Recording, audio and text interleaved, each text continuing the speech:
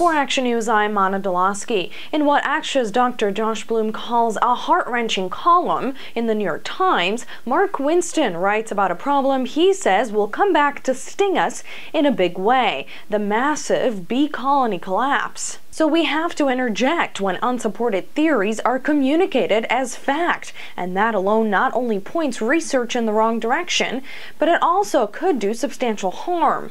Here are some claims in the article and Dr. Bloom's rebuttals. Winston writes, quote, "Honeybee collapse has been particularly vexing because there is no one cause, but rather 1,000 little cuts. So then why point to pesticides?" It's a pure guess. When you've got a wide variety of very different suspects and you single one out, if you get it wrong, it can make things worse. So let's say you single out the neonicotinoid pesticides and you decide that's the problem. And then you switch over to a different pesticide, which maybe is even worse for the bees. So when you do things without any science behind it, you're going to make a lot of mistakes, and it could be worse than doing nothing. Another point Winston makes is that a typical honeybee colony contains residue from more than 120 pesticides. Alone, those are benign doses, but together they form a toxic soup of chemicals. Most disturbing, Winston argues the bee colony collapse is representative of what could happen to humans if we don't demand studies on how exposure of low dosages of chemicals can harm us.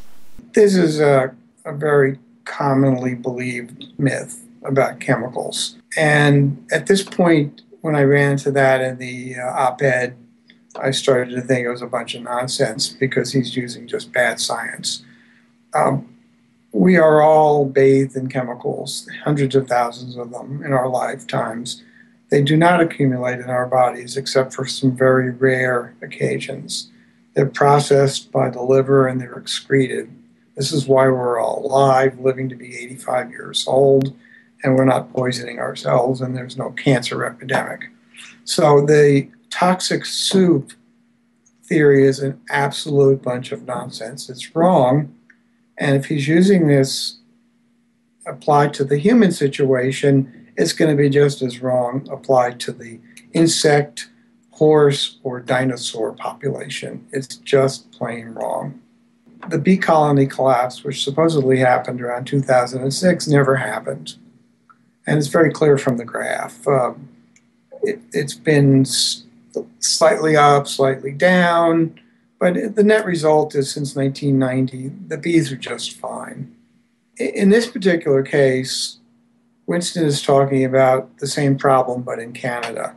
So if you look at the other table, you can see it supports the USDA data that not only are the bees not disappearing, there are more of them over the last 5 years. So I don't understand the disconnect between, let's call them silly opinion pieces like this, and what's really going on out there.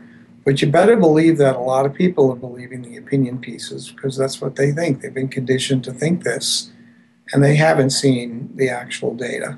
Obviously, it's been blamed on insecticides. It's been blamed on a virus. It's been blamed on fungi.